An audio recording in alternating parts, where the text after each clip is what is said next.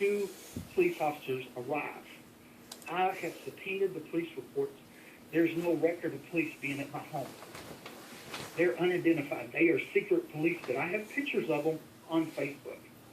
What's interesting, I just realized a couple of weeks ago, they're wearing tan uniforms. That's a brand new clue. I just figured out tan uniform. Looking at the logs in the camera, within another 20 minutes, they had my front cameras disabled on my house. So within an hour of me being shot in my home with no warning, police show up without being dispatched. We don't know who they are 3.5 years later, and they've got my cameras disabled on the front of my house. The other thing I find is what you've been referring to is the pictures that are in my bedroom, inside my home. These were taken the next day on January 29th, early in the morning, between 3 and 4 a.m., okay? And I was shot the night before at 11 or something. And what I see here, and the evidence shows, is that they tried to disable that camera about 3:15.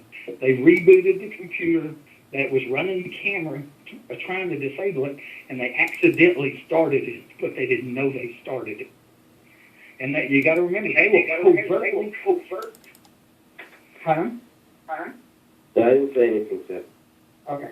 They were covertly inside my home. Okay, there is no police report, no record whatsoever. They were literally sneaking into my home, and I believe they were there to steal the evidence that I had told that detective about. That's what I believe. Okay, and so there's the proof that they consciously tried to cover their tracks. They tried to disable the camera, but they actually started it. So we're seeing them searching drawers. I've got a picture of them searching drawers, carrying bags, and I'm sure that's where my recorder is in them bags, and moving stuff around, so they're staging the crime scene. Okay. When I pull the police report, and you look at the police report, the only thing that you'll see is that the police come in my house 3 days later on February 1st, on 2/1. That day, I was in the hospital still. The same detective, okay, from the 7-Eleven, from the hospital, that I believe is one of the secret police, comes to the hospital and asks me to sign papers, a consent to search form, so they could go to my home and they could start their investigation. My understanding was to start the investigation into the murder attempt, okay? But I now believe it was all a ruse. They didn't know that they had been caught on camera, and they were pretending that was their only entry, okay? And because of the police report, that's what it looks like, okay? And so I got more pictures of them from the same camera, searching the same drawers again, okay? And like I said, because this was a pretend, they're making up the whole scenario. And I think they had the bomb squad, looking at the police report, they had the bomb squad out because it wasn't safe in my house. And as I had later told the FBI agent, I said, you don't need a bomb squad if you already spent hours inside of a home. He said, you got that right. The whole thing was to make me look crazy, right? And to stage the crime scene. Now I don't have the proof yet, but what I believe happened in this mystery 3 days between the secret police and the police was that they actually filled in that hole where I was shot from, where the tunnel was, that the DA had got the report of, and then they filled it in with concrete, and they staged the crime scene in that 3 days. And then they scheduled their entry and had me sign the form and come over to my house, not knowing they got caught on camera, etc. Okay? So these pictures is what you've seen, and I have displayed them in so many different ways on Facebook and also on YouTube videos. One of the interesting things here that I want to mention, okay, certain friends have tentatively identified 3 people out of the however many it is, 7, 8, we don't even know how many secret police were here.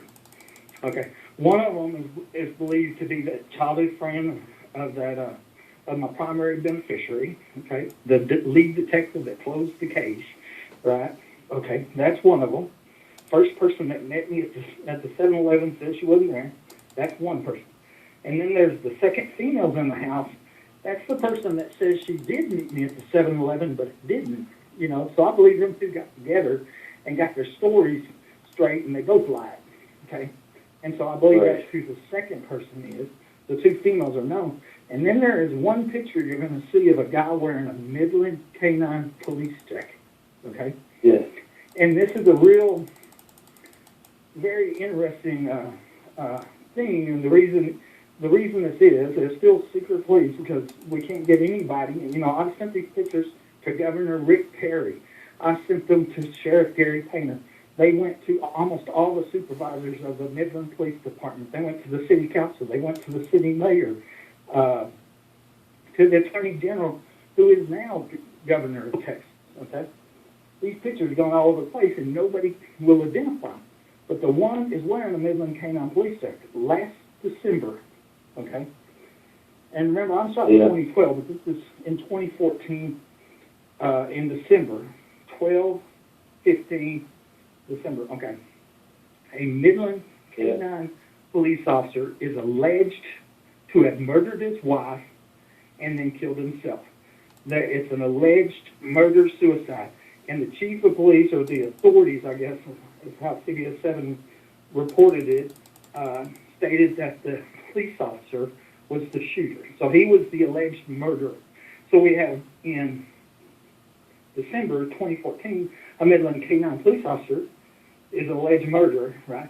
And in my house at 2012, we have a secret police wearing a Midland K-9 police jacket. And many people say it's the same person and they're connected together. Right. Another interesting part of this story here, Mark, is the day before that, on December 14th, okay? On 2014, December 14th, I sat down at my computer and I wrote a story. You can find it on my Facebook today. It's called Rape and Murder, okay? And it's a story that this ex-girlfriend had told me about from 2010. And it was an event during the 2010 Old Show. Okay.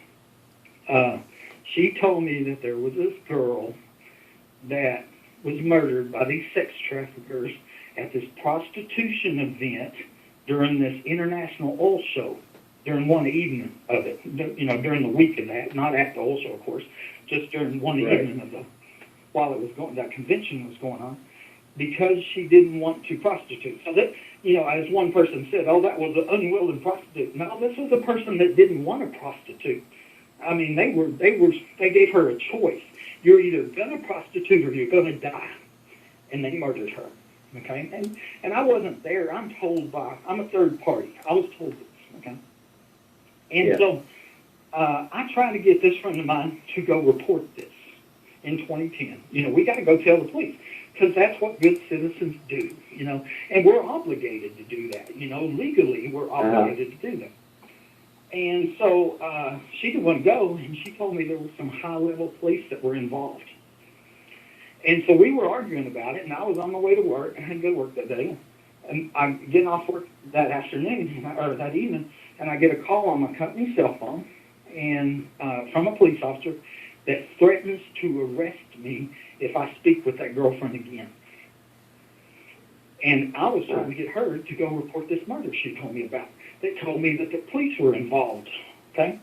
So anyway, I sat down and wrote this story I just told you about called Rape and Murder, and I posted it to my Facebook on 12/14. And there's enough information that legitimate law enforcement could go subpoena my phone records, my company's cell phone records from that 2010 time period and find out what policeman had called and threatened me. And that's probably the one that was at this infamous prostitution event that was involved in this murder, okay? Logically, right? And you can find out who it was.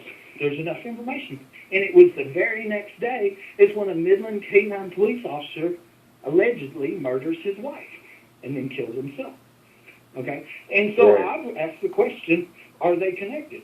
Well, I haven't got nothing. There's another interesting that was posted on my Facebook. I have a photo album called City Council and Mayor. And in October 29th, 2014, I had wrote the current mayor and and 4 or 5 members of the current city council, and I sent them pictures we talk about of the secret police, and I asked them a simple question: can you confirm if these people work for the Midland Police Department? And I was ignored. You know, and that wasn't the first time. You know, I think I have written that mayor 4 different times, and 1 in email and 3 times on Facebook, and sent pictures, and I've been ignored. And then it's only 6 weeks later, and a woman gets killed or murdered. And so my question is was he the same person that's in the pictures that I sent to the mayor and the city council, right? And would that woman be alive if they would have identified him and had him arrested? None of this is known because there's still secret police. Right. Hey, folks, Willis